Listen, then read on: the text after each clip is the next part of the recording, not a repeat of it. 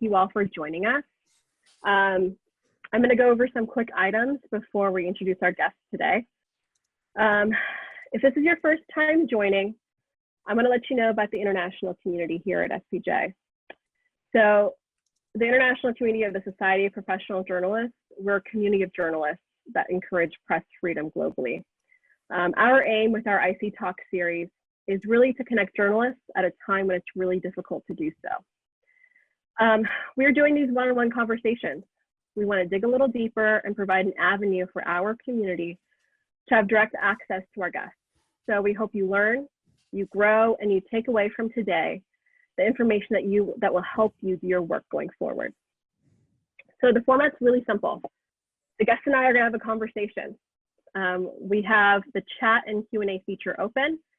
Please make sure the chat portion, you leave any technical questions. My co-chair, Dan Kubisky, he's going to keep an eye out for that. The Q&A portion will be for you guys, the attendees, to ask our guests questions. So once we have your question, you will be unmuted so you can ask the guest directly. If you prefer me to ask for you, please let us know in the Q&A. So today, our guest is Sonia Shah. She's an investigative journalist and author of her latest book is The Next Great Migration, and that's been out this month. In it, she challenges the idea of migration as a problem, stating that migration is quite possibly the solution. In her 2016 book, Pandemic, she explored the threat of viral outbreaks, which has brought her in the forefront this year, given the current state of the world. Her work has appeared in the New York Times, the Wall Street Journal, Foreign Affairs, and much, much more. She's also appeared on shows like NPR's Fresh Air with Terry Gross, CNN, Al Jazeera, and BBC. Sonia, welcome. Nice to be here, Al. Thank you so much for joining us. I really appreciate your time. Of course. So I'm really looking forward to digging a little deeper with you, and I'm sure everyone that's joining us today is as well. So our audience today is mostly journalists, especially those that are starting out in their careers. And the first question, I always like to start from the beginning and seeing that how you got into this niche beat that you're in. I know that you have your bachelor's in journalism, philosophy, and neuroscience. I believe, if I'm correct, your parents have a medical background and even your husband's a molecular ecologist. So it almost seems that maybe you were destined for the work that you're doing. Am I correct? I guess so. I had I had like relatives and people around me who could serve as my sources for asking all the dumb questions. So you know that's really helpful, especially when you're writing about technical things. You know. Right, right. And so when you first started out in your career, how important was it for you starting in this beat, having mentors? Were you able to find mentors when you first started out? You know, I had a lot of people who were inspirations for me, but I did not have a mentor at all. Like I really kind of feel like I just sort of found a way through on my own. I wish I did have a mentor. But I went freelance when my kids were really little, and I started out doing politics. Like that was what I wanted to write about, was political journalism. I had written about, feminist politics, international politics and stuff before I went full-time freelance. And that's what I thought I would continue doing. But it just turned out that the stories I was pitching that had a little bit of a science angle, I was just getting a lot more traction with those. I think at that moment in time, there just wasn't a lot of people who felt comfortable writing about stories that had some sciencey angle to them, but like looking at it through a political lens. So this was all when like the whole thing of blockbuster drugs was new. So Viagra had just come out, and Pfizer was trying to find the female Viagra. And I had written about feminist politics. I'd been involved in feminist movement stuff. So it kind of instantly, I was like, wait a second, like that's complex. That's way more complex than just one drug, right? So that was sort of the first story that brought me into writing about health and medicine, basically from a political perspective. And so I was writing for political magazines, but about things where you had to actually talk to, scientists and follow, like read papers and stuff like that. But I wasn't scared to do that. So that was sort of my little trick, was that like I could see the politics in it because I wasn't afraid to read the papers or talk to the scientists and ask them questions. I wasn't intimidated by them. And I think that's because of my family background. So what do you think contributed to your confidence in covering this, bringing in science into your topics that you were covering? Because for many people that are going through this right now with the different beats, or now everyone has to have some sort of coronavirus element to it. And for many, I feel as if that confidence kind of lacks just because it's the science element to it and the healthcare element to it that can be very intimidating. Yeah, I think that's right. But I guess I had studied a little bit of biology. I was a pre-med, for like 2 years until organic chemistry happened in college. So I had a little bit of sciencey background, but not a ton. I just didn't feel like asking questions about health and medicine. I didn't feel like it made me look stupid. And like I said before we went live, I have, family members who are in the sciences. And so there was people I knew I could turn to ask like the really dumb questions, like the questions that I don't want to spend, 2 hours looking some factoid up or figuring out what some term means, but I also don't want to talk to a source without knowing what it means. So I had enough people around me that I could just ask like, but what is this? Like, what is a protein really? Like just really, Right. really basic stuff.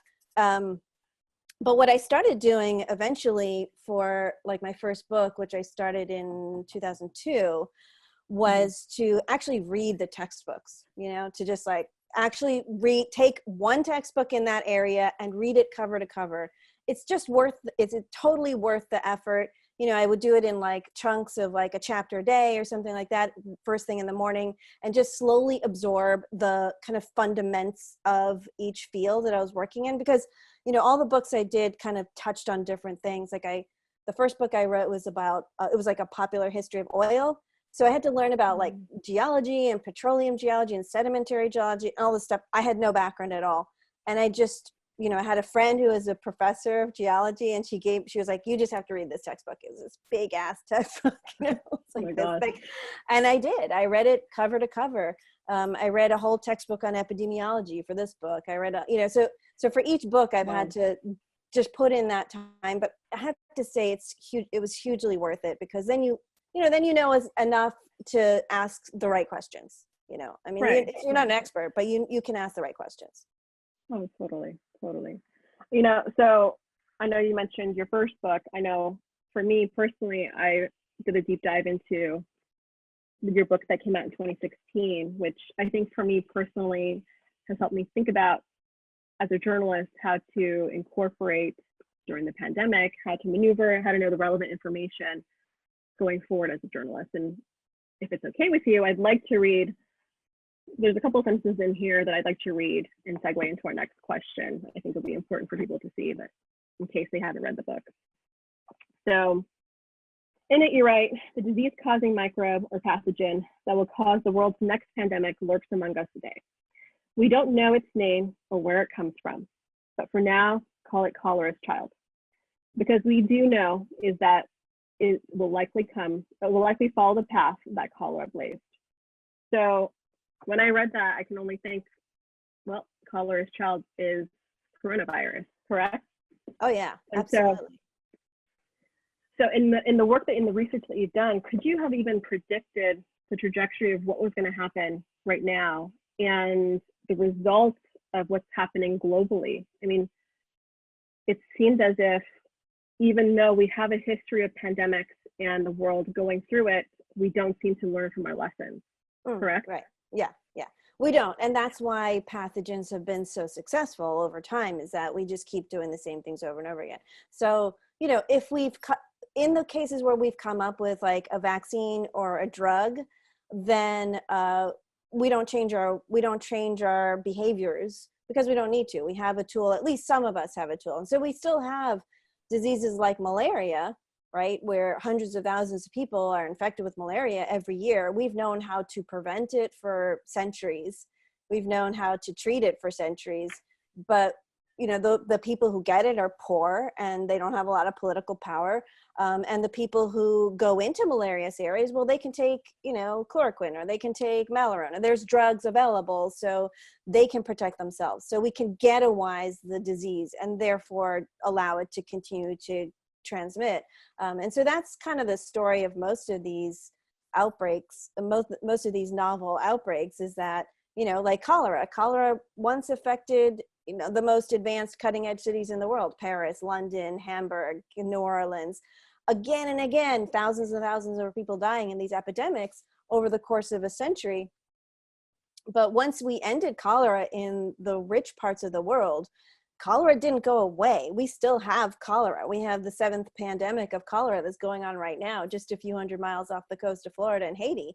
So, that's, the story that we're seeing right now unfold in real time, it's like, it's eerily familiar to me, I keep getting like kind of these echoes of different historical periods, like, oh, Naples in 1920, oh my God, it's like New York in 1832, or it's like, because these things unfold in a way that, and this was what the book was about, really, was like trying to figure out how does a microbe turn into a disruptive pandemic causing pathogen. And it really, it was a comparative study. So I looked at cholera, and then I looked at a lot of new emerging diseases, and they really follow a certain kind of pathway, and Right. so, and we can see that happening right now. And what do you think is the role or the responsibility of media in times like this with the pandemic? Because right now it's on every headline, on every different beat, and I can only imagine, as someone who's consuming this, I'm consuming it as well, it can be overwhelming. And so what do you think media is doing right? What do you think they're doing wrong? Like, what's this situation from your perspective with all the information that how we're handling everything in the media perspective? I mean, I think there's some amazing reporting going on, like absolutely incredible. I think our responsibility right now is the same as it always is, right? Like it's no different, but we just have a really huge story that we all have to tackle. If there's one thing that I hope we can move towards as a field, is to tap into different kinds of expertise. I think there's a lot of reporters who are starting to write about infectious disease for the first time ever.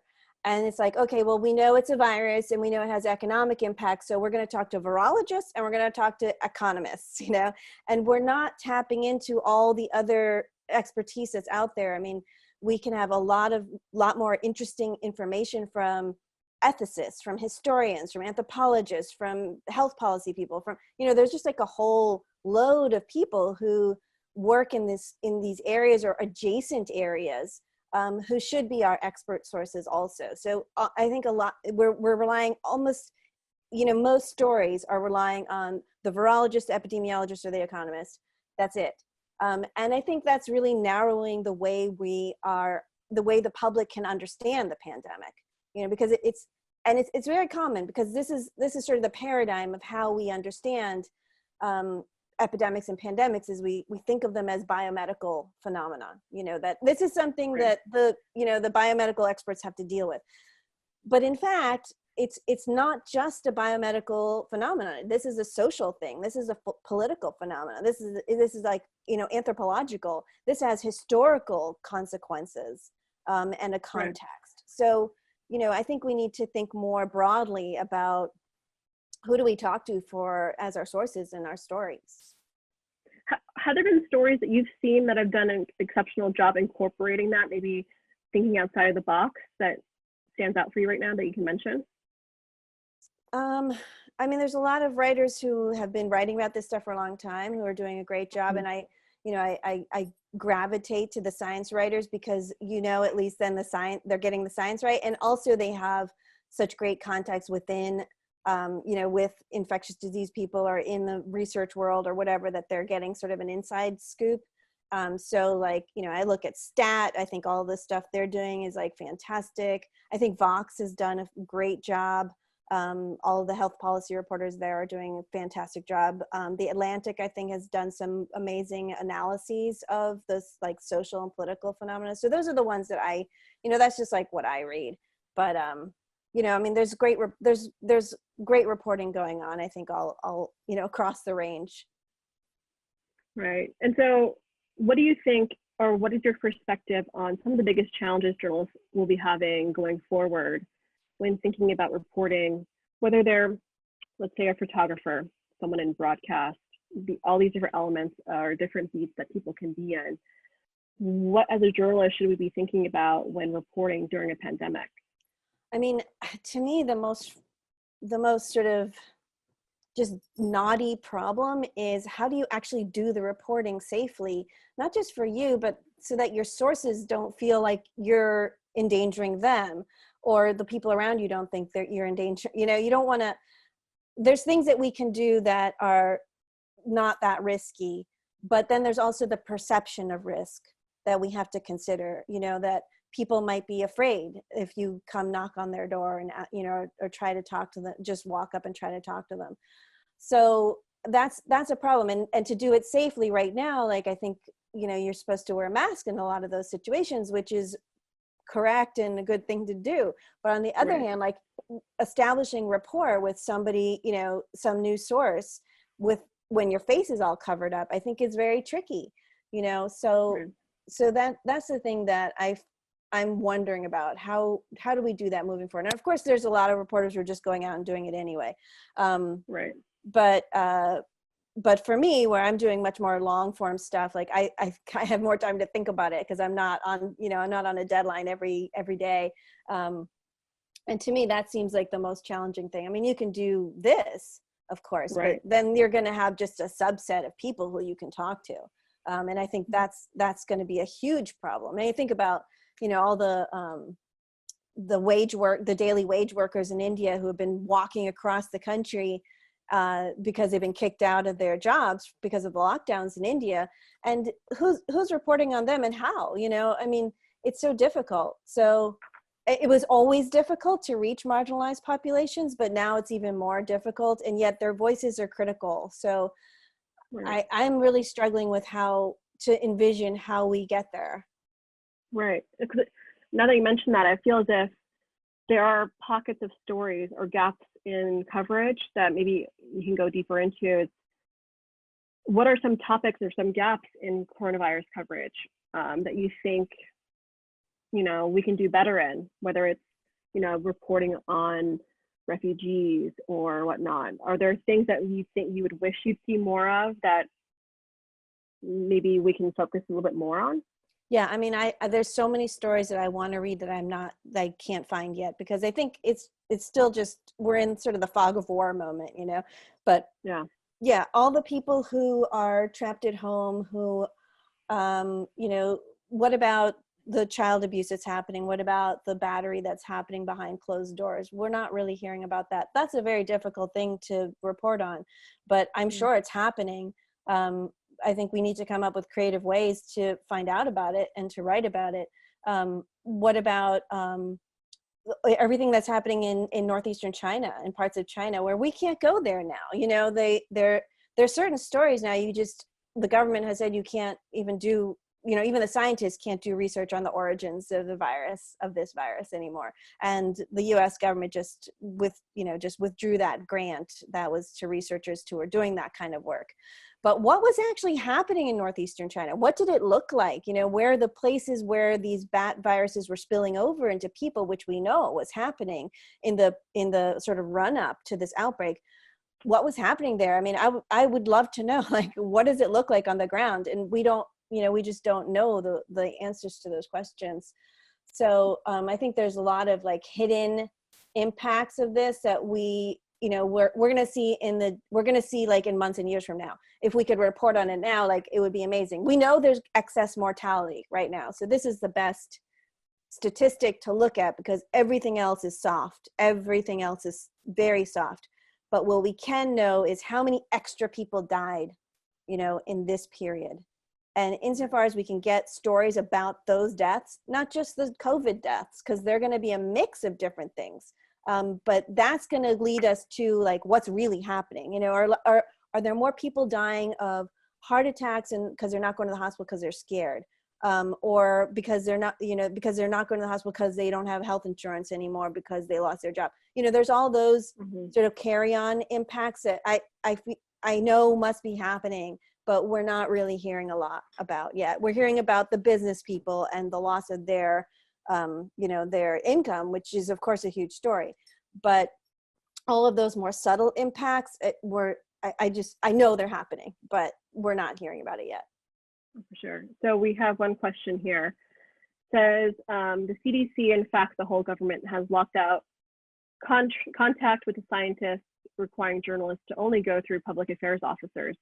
Have you had this problem, and how can journalists get around the PIO wall? I've had that problem in the past, but now I just feel like the CDC, you know, it's the CDC. I don't anymore. Right. That would not be my first choice at the moment at all. It's really sad to say, because before, of course, CDC was like, that would be the gold standard. That's where you go for the expert opinion. That was true for years. But in this administration, like, I think they're under so much pressure that I would be suspect about using them as sources anyway. I mean, of course I would do it, but you know, I would want to go to an independent source anyway. Same with FDA, which also in the past was just, you know, that's where you'd go for the expert opinion for sure. And it's just not, that's not what it is anymore. I mean, it would be more interesting, I think, to go through some of the other governmental agencies, you know, if you went through like WHO or one of the EU equivalent of the CDC, some of those experts. Of course, they're not going to have the US context as well. So you'd have to kind of balance that out. So it's kind of safe to say that for a while, the US CDC agencies within the US were kind of the standard, or where governments and countries would look to as, okay, this is what they're doing, this is how we should respond. That's not what we've been seeing this time around. Am I correct? Absolutely. Yeah, absolutely. Yeah, and this was the most, so I've been asked a lot, like, what surprised you about this pandemic, you know, or is it all just what you expected? And it's almost in every way, like, it's kind of textbook, like, you know, of course, like in this particular is how it unfolds, but like all the basic hallmarks are very similar to how pandemics in the past have unfolded and epidemics have unfolded. But the one thing that is just absolutely surprising, and I don't think anyone who was thinking about how the next pandemic would unfold would have predicted at all, was the chaotic US response, and that we would actually have government leaders in the US who were quite possibly acting in bad faith, you know. So that was not at all expected. And I think that really has changed the way the pandemic response has gone, because, you know, you can imagine, like, when it first began in China, you know, the Chinese government had its model of how to contain it, you know, and that was like really severe crackdowns, quite brutal, crude, you know, efforts that most likely violated a lot of people's human rights. Now, we didn't have the countervailing, like, well, what's the other way you do it? What's the way you do it in a democratic system? You know, what's the way you do it when you respect human rights and it's still evidence-based?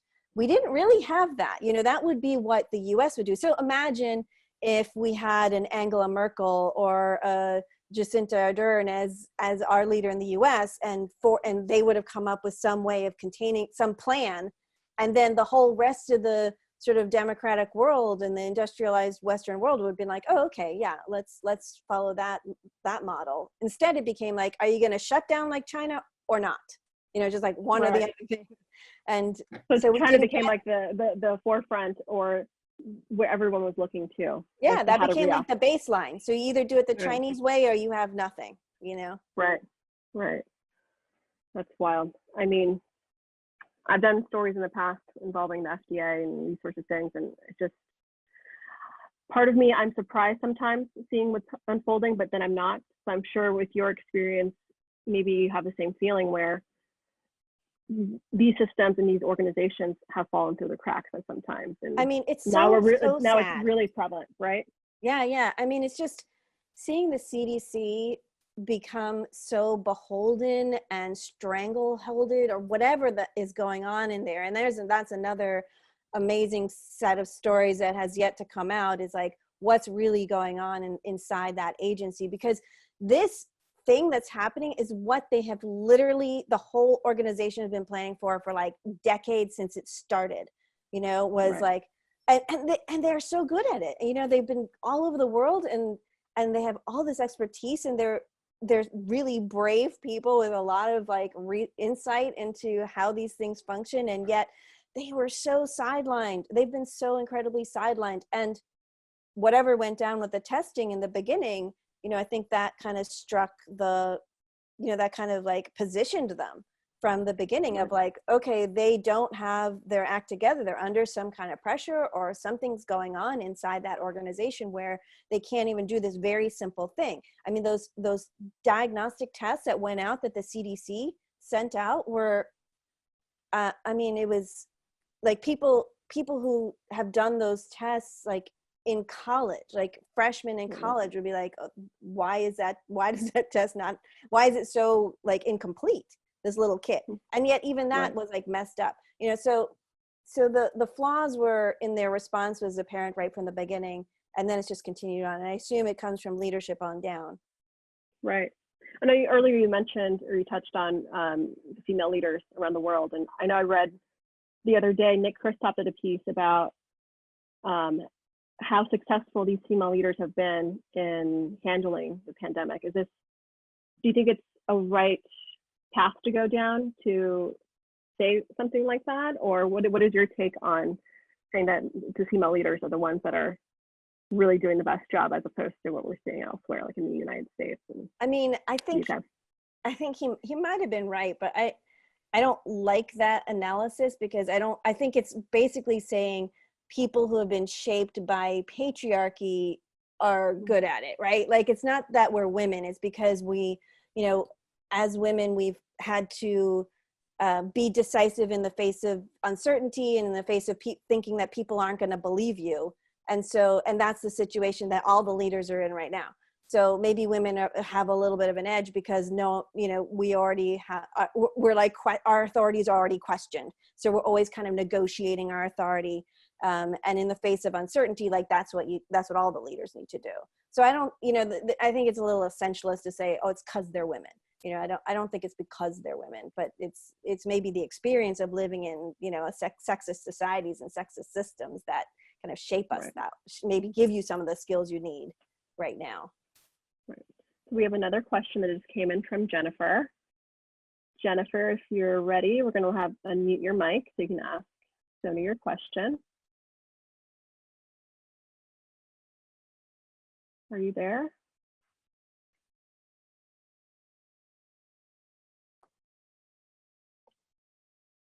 Thank you, Elle. Can you hear me? Yes. Yes. Oh, great. Thank you. And thank you so much, Sonia, for speaking today. This is great. Great having you as a guest. My question for you is, what kind of advice do you have for young and student journalists who are entering the profession now amid COVID? Obviously, the challenges it presents, it's a pretty hard time to start in journalism, or in fact, you could say this is probably the best time in terms of hitting the ground running. So yeah, let's, as a journalist to journalist, let's encourage the students to enter and stay with the profession. What kind of words of wisdom could you add? Thank you. That's a great question. I mean, I think the latter. I think it's just such a huge story right now that there's so many opportunities to just go somewhere and find a story that nobody else is writing about. So, I think it's a great time to be writing. Given the fact, I mean, that said, we have all these constraints.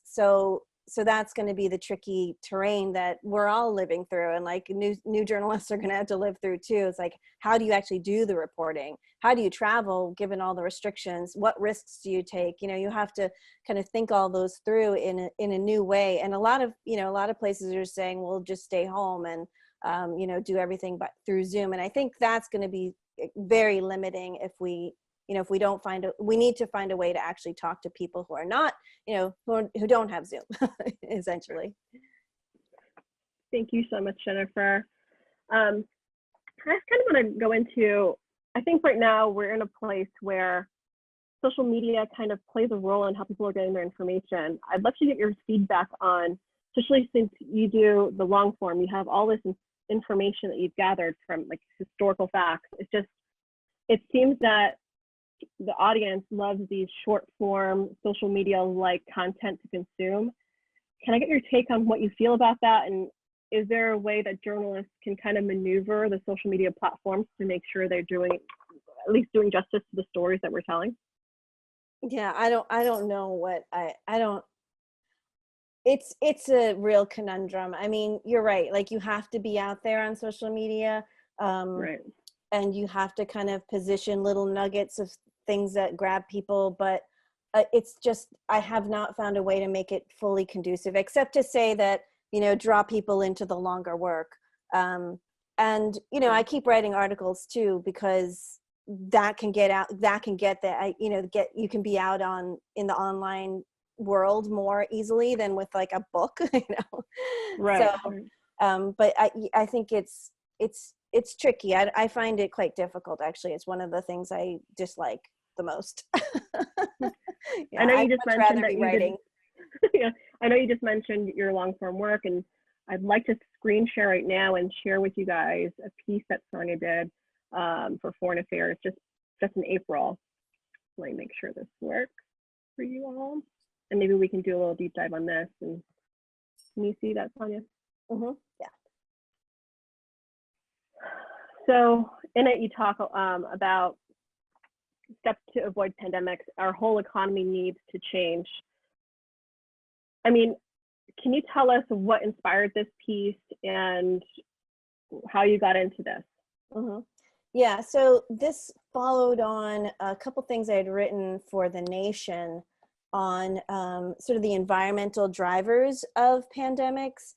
We know that about 60% of the new pathogens that are emerging right now originate in the bodies of animals. About 70% originate in the bodies of wild animals. And that's not because animals are especially infested, it's because people are invading wildlife habitat, and that allows the microbes that live in animals' bodies to come and spill over into human bodies. And then we carry them around and spread them around, and that's how we amplify them and distribute them. And that's how epidemics happen, sort of in a nutshell. And so I wanted to look at, in my book, I spent a lot of time looking at what are those drivers that force the microbes in animals to come into human bodies. And it's a variety of things, like Ebola, for example. We know the 2014 Ebola outbreak began in a West African village. It was in part of a once very thickly forested area that had been deforested over the course of the 1990s because of the complex civil conflict that was going on in that part of the world.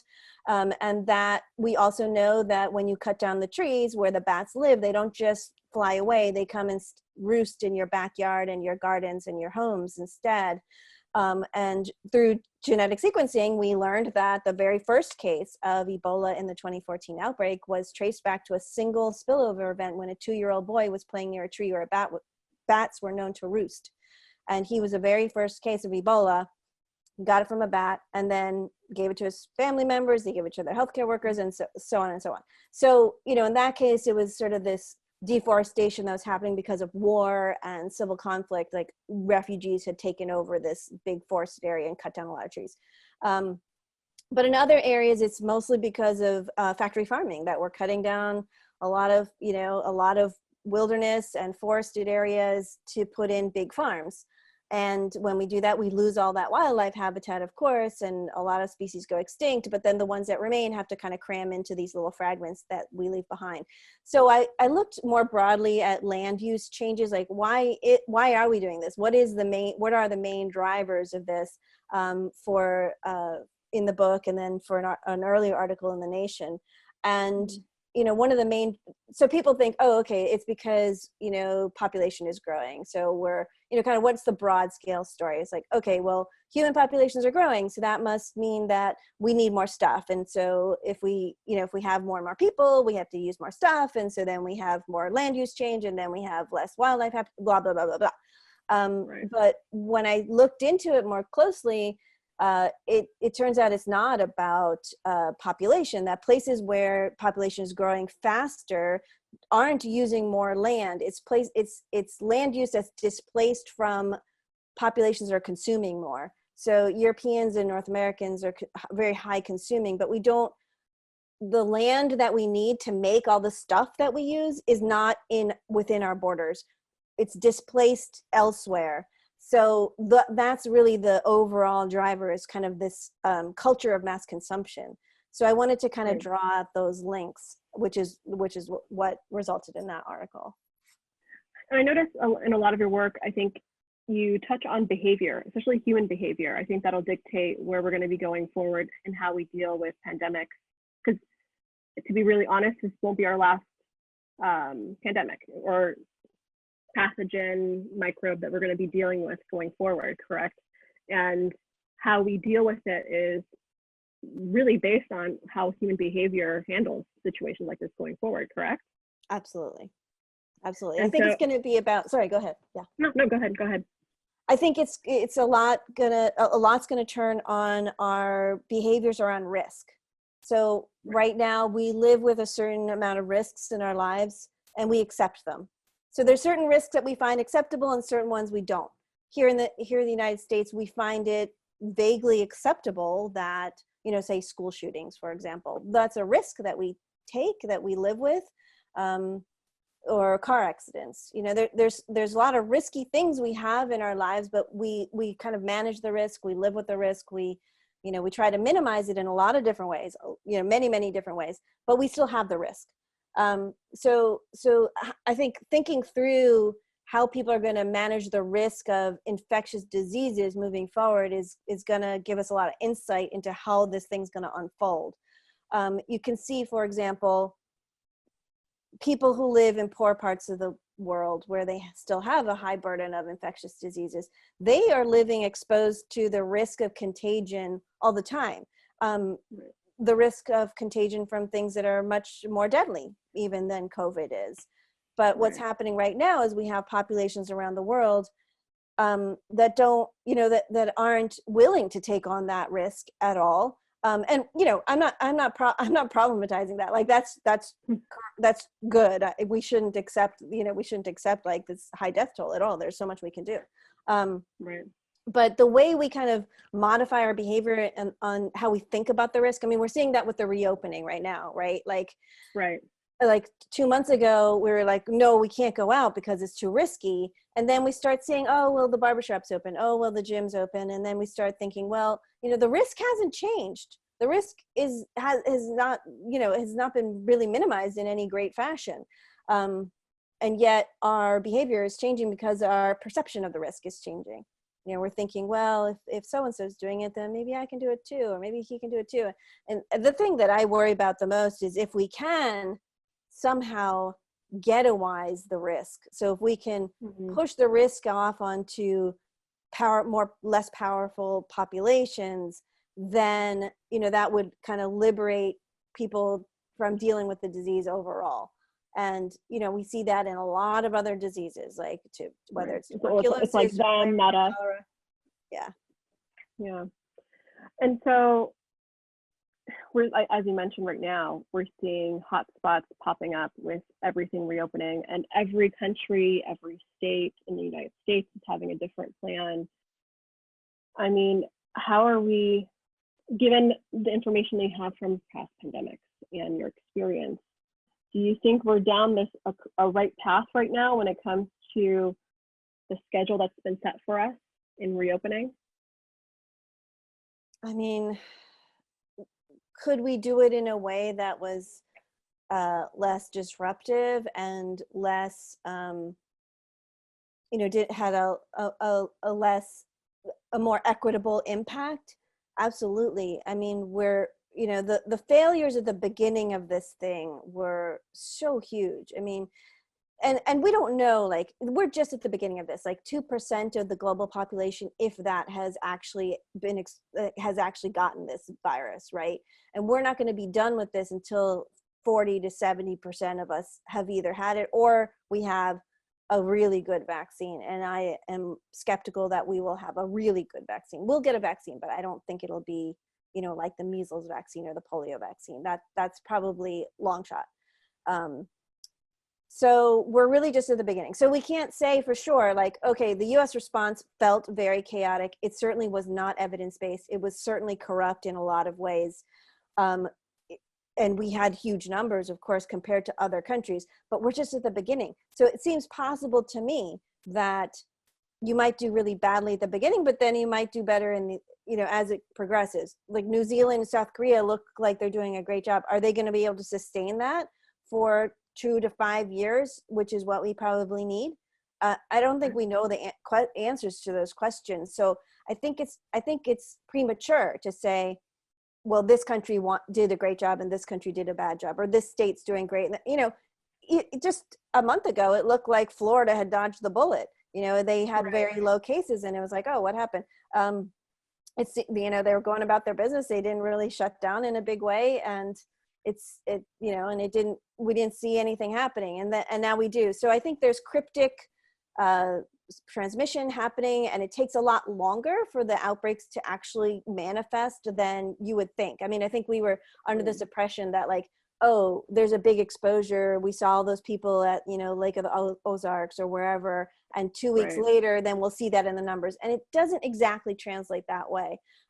We're seeing in India right now, like, I thought India would have a huge outbreak, like even a month or two ago, but it's only kind of starting. It's only starting now. It's that it's not even at its peak yet. We're not seeing the big outbreaks in Africa that I thought we would see, and it may be just a matter of time. It might be the age structure. It might be because cases are not getting noticed and counted because this disease is so kind of fuzzy in its presentation, and this is another difficulty with this pathogen, is that it doesn't have anything very specific about it. It can look like allergies, it can look like regular pneumonia, it can look like influenza, it can look like a lot of different things, and even the presentation isn't very peculiar. Maybe you have diarrhea, maybe you have a dry cough, maybe you have fever, maybe you don't. So all of that makes it hard to know what exactly is going on. I'm waiting for the genetic studies, because that's when you can really, the phylogenies of, like, okay, we have this strain and we took these people's blood and we can see how the strain mutated and put the whole story together of, like, how it spread based on that. I think that kind of mapping, we saw that with the early studies in Washington. That's how we found out that those first early cases in Snohomish County were discovered through that kind of genetic work of, like, genetic sleuthing, piecing together the history through the genetics. So I think we'll learn more as the science kind of progresses. And do you think it's safe to say that it's hard to trust the numbers now if we're not accurately testing all the locations, access? I mean, I think that in order to report numbers accurately, you need to be able to have everyone have access to those tests. So how important is this when, as a journalist, when you think about when you're reporting these stats and these statistics and numbers, when you're, you want to be able to manage your audience, right, in a way where it's not going to make people get, worried about these sorts of things, right? Just manage their expectations. I mean, you mentioned earlier, like, what are some of the problems in the current coverage, and that I would say the way we're presenting numbers is highly problematic. We're presenting numbers as if they are so meaningful, but they are very, very soft.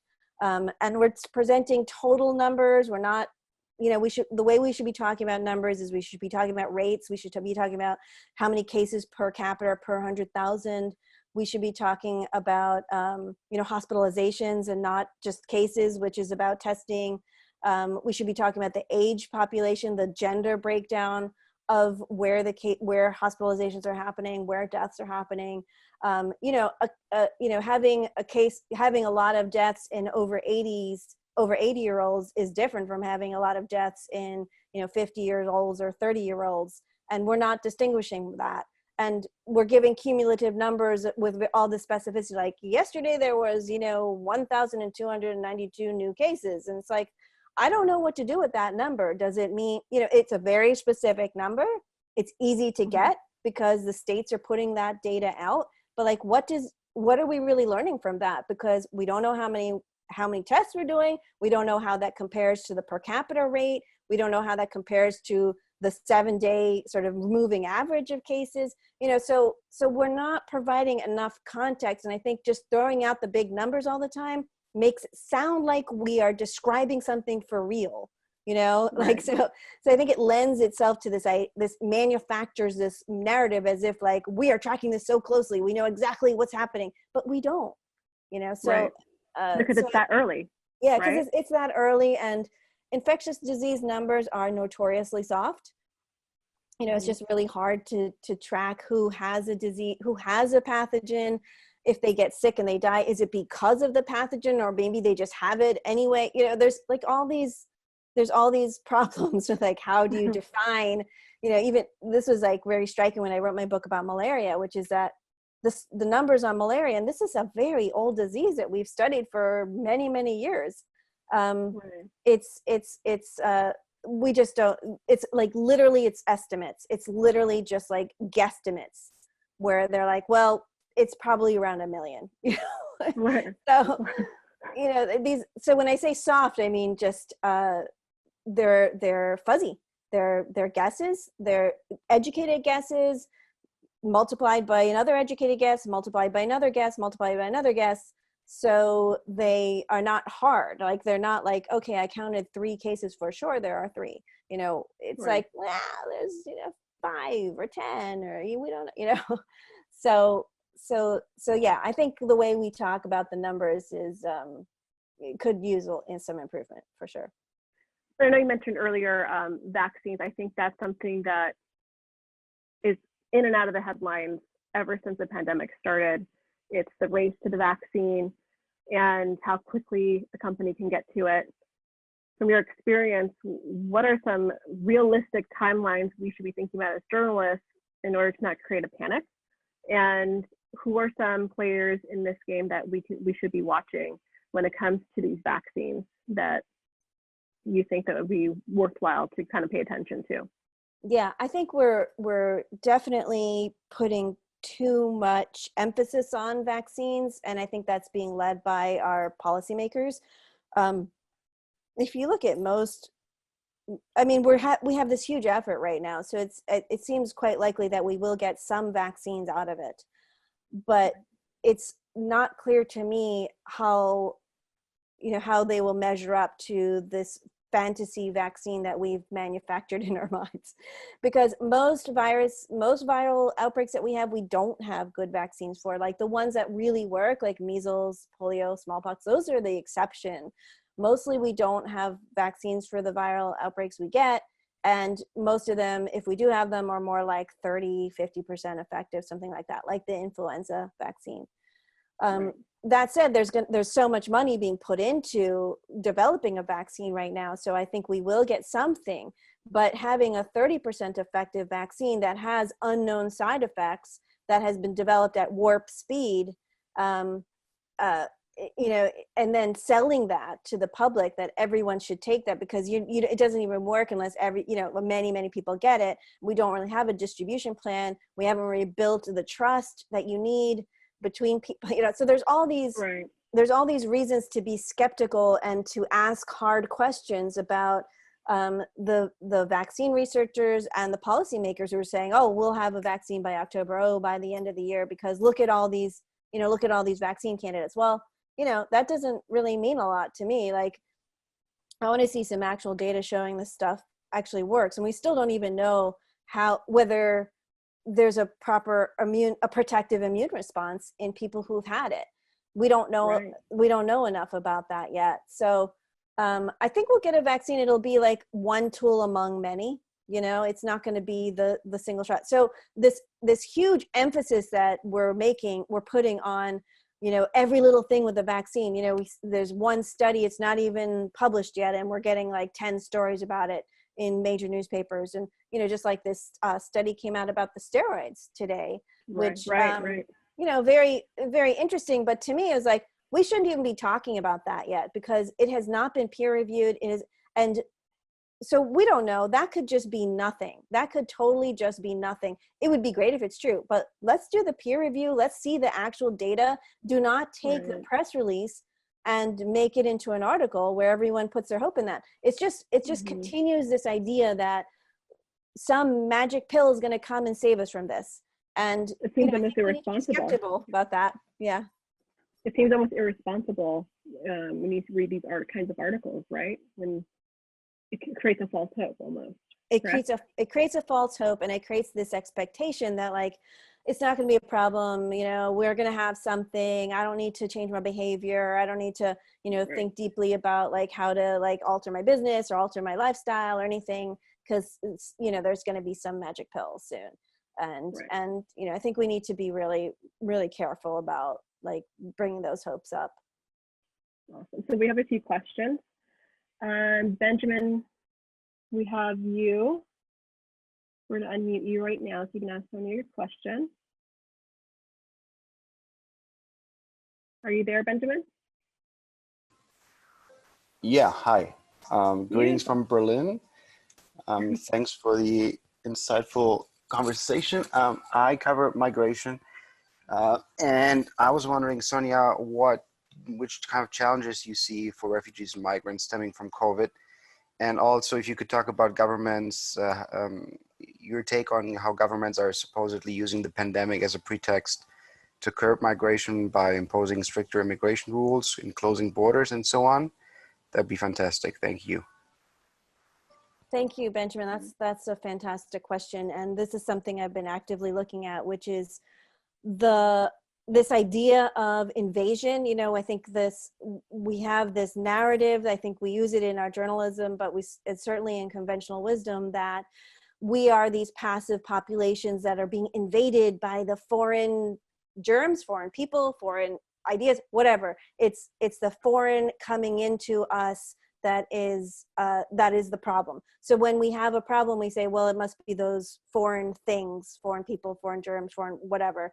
And we saw that very clearly with this pandemic. When it first came out, it was Chinese flu, it's Wuhan virus. There's this effort, or the response has to be close the borders. Just close all the borders, and people, and I think policymakers touted that as if, look, I took care of the problem. I closed the borders. None of those people can come in. We're all pure and uncontaminated here. They're all contaminated. I'm not letting them in. Pull up the ladders.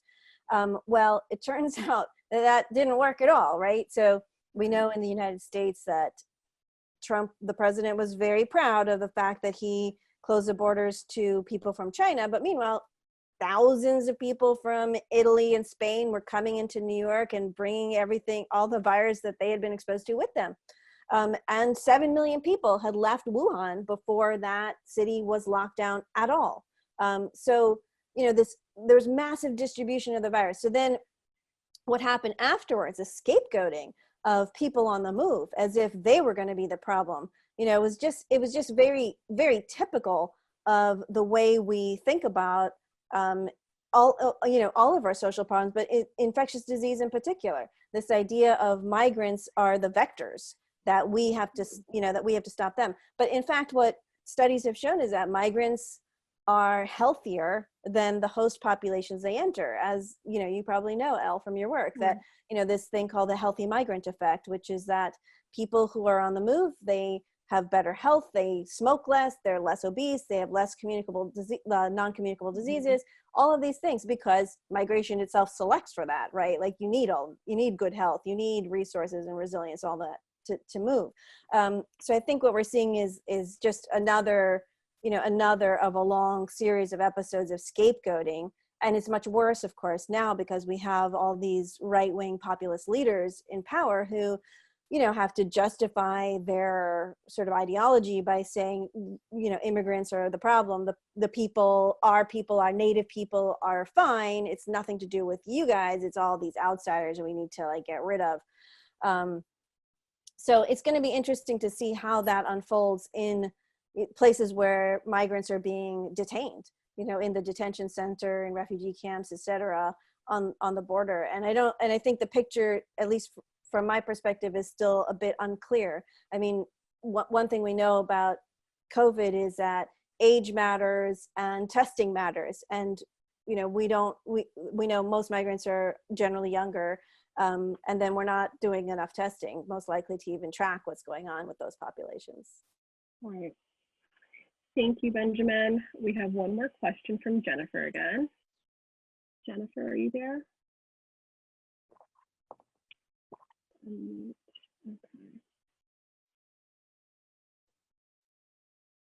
Hello, I'm back again. First of all, thank you, Sonia, for your discussion regarding stats and figures and numbers. I agree in terms of the media and the way that we present those numbers. So that's an excellent point. With that, though, how do you balance or weigh being a journalist versus an expert? So obviously you are a journalist, but given the way you speak about the topic, it is so specialized and it's obvious you're knowledgeable. So how do you stay objective rather than advocating for certain angles within the science or medical field? And again, this is a nod to the fact that you are so knowledgeable, having covered these topics for so many years and have written books. Thank you, by the way. Oh, thank you, Jennifer. I guess for me, like I don't separate the two. So my method is journalism. In the end result is you know, these products, and yes, I have an opinion about them. It's based on my journalistic method that got me there. So I don't really separate out of like, okay, now I have to be objective. I am being objective in whatever that means. For me, it means I've done the research, I've done the reporting, and I've come to an understanding of these complex subjects based on that. So so yeah, so to me, it's all kind of a piece. Wonderful. Thank you for your question, Jennifer. So I want to make sure, since we're on the topic of migration as well, we cover that with Benjamin's question, so that we discuss your latest book that's out. Because I remember reading somewhere, and I think you did some interviews where you talk about how migration is possibly the solution. Can you go into that a little bit more and help us understand how we can reframe our mindsets when we think about stories going forward, or how that can be and why that's the case? Yeah. So this project started actually when I finished my pandemic book. It was like in production, and I started a reporting project. This was during the migrant crisis in the Mediterranean in 2015, when all these people from Syria and Afghanistan were coming over into the Mediterranean Sea, and it was in the headlines every day. And with my having done all this work on infectious diseases, I thought, okay, these populations are on the move. They're coming from places where vaccination campaigns have broken down. They're under a lot of stress, and they're moving into places that are, you know, a different disease environment, as the experts call it. Like it's, you know, they're going to be exposed to different things. They're going to be interacting with different populations. And then there's also climate change that's going to altering the whole landscape in those places, like southern Italy, Greece, etc. And I thought, well, this is something that could lead to disease risks, that there could be, you know, outbreaks. And so I went to Greece to do reporting, thanks to the Pulitzer Center on Crisis Reporting. And what I found was really just the opposite, that my whole thesis was that, you know, these people would be the vectors of disease. But in fact, it was just the opposite. The crisis wasn't the migration, the crisis was that people were not able to welcome them in a way that would keep them healthy. So they were getting sick because of the conditions, not because they were moving. So they're getting stuck in camps and in, you know, ad hoc shelters, living on the streets. And that's why they had scabies and, you know, outbreaks of sexually transmitted diseases and episodes of psychosis, and all those other things were not because they were migrating. It was because the people around them were not able to let them live, you know. So it was a crisis of welcome as opposed to a crisis of migration. But in our coverage, and I was as guilty of this as everyone else, we instantly think of people moving around as sort of a catastrophe, you know. So it's like a reflexive conflation. Oh, in the future, like this is going to happen, then we're going to have a lot of people moving. It's a migrant crisis. You know, the two words almost go together. And I wanted to think more deeply about why that is. You know, and I, you know, having studied a lot of infectious disease outbreaks, I know that migration can be very disruptive. You know, that when people and microbes and animals are moving in new ways and they're colliding in new ways, that can be very disruptive. That is one of the drivers of infectious diseases, which is what we're seeing right now, of course. But, you know, what I've learned through writing this book is that in the past few years in particular, that scientists have really uncovered a whole history of migration in humans, and they've looked more deeply at the role of migration in nature. So thanks to GPS, for example, and solar tags, we know that animals are moving.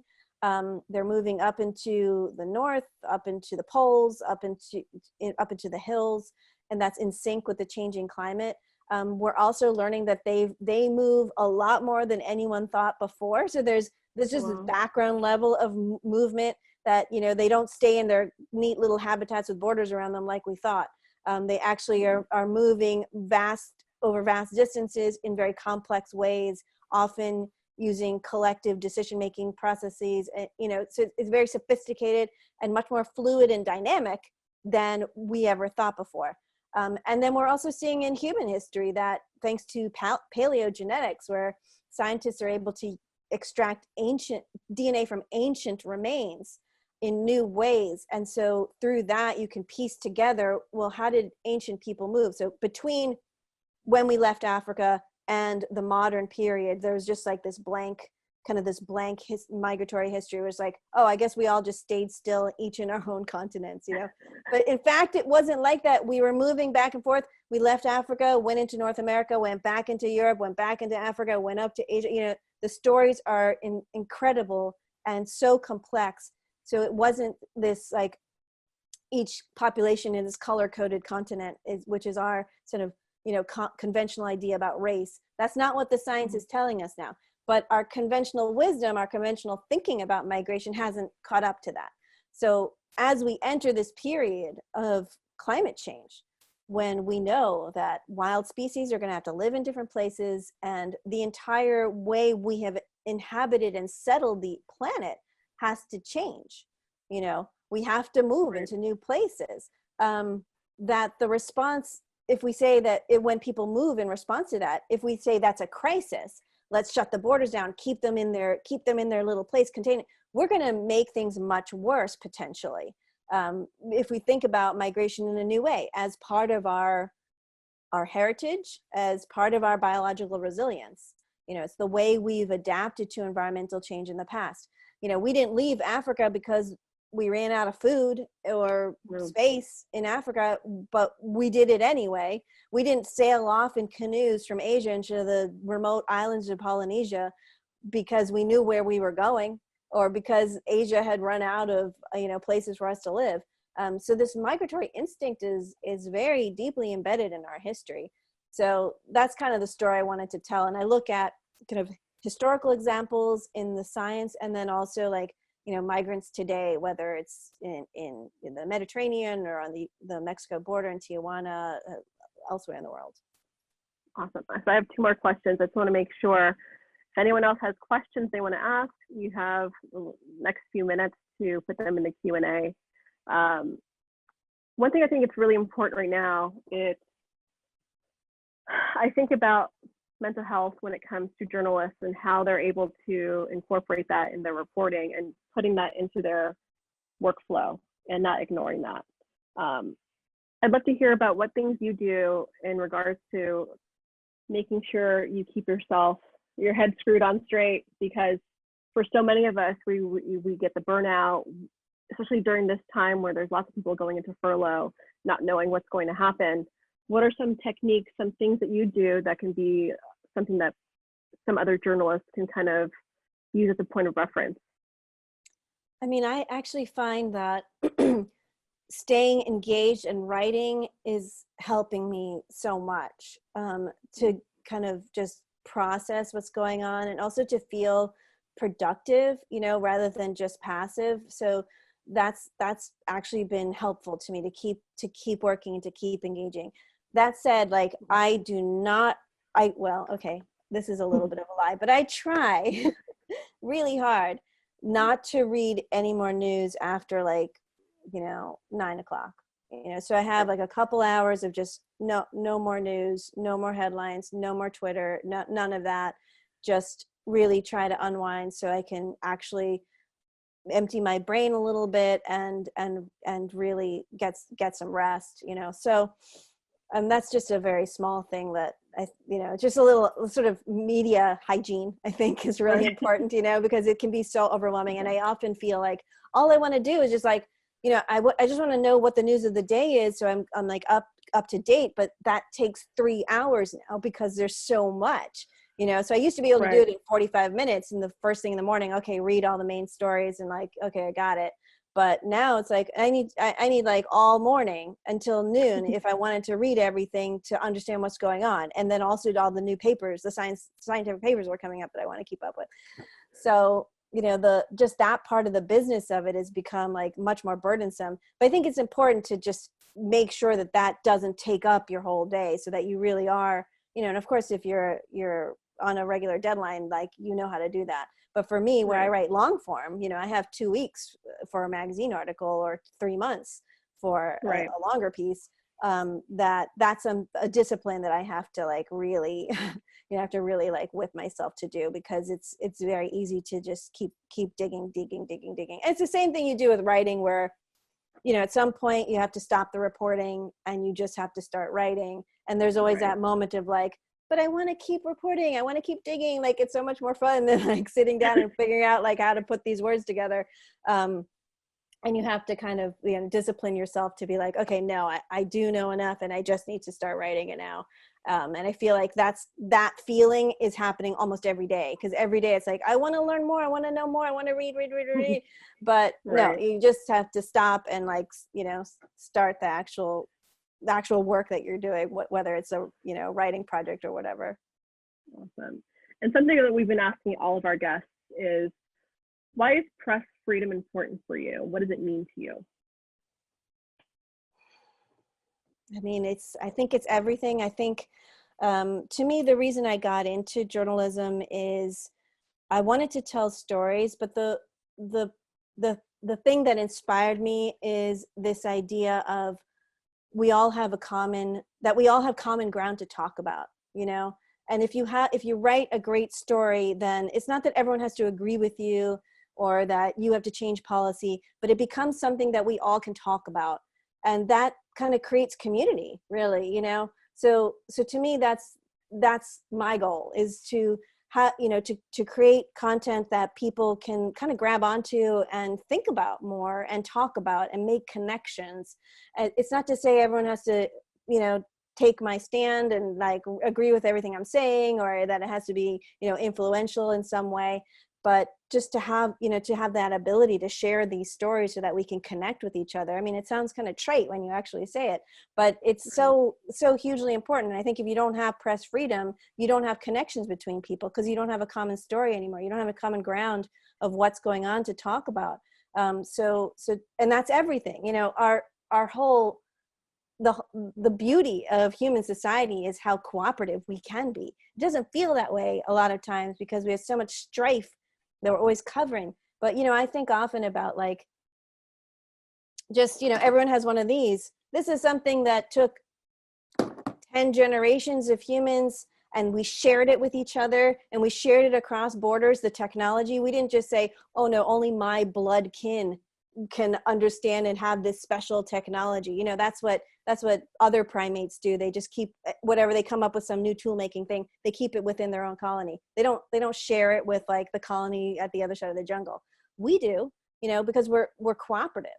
And so that kind of capacity for connection through storytelling is what draws me to journalism, and why I think press freedom is absolutely critical. Amazing. Thank you so much. Is there anything that you wanted to add before we finish off the conversation that you think you wanted to touch on? This was great, Elle. Thank you so much. Thank you so much.